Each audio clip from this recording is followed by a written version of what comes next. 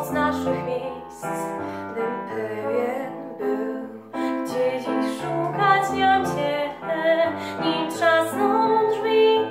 Jeszcze raz uderz mnie pustką czterech ścian, moich perfum, Twoich łez. Trzasnęły drzwi, a ja ciągle myślę, że ten moment jak komornik musiał w końcu przyjść.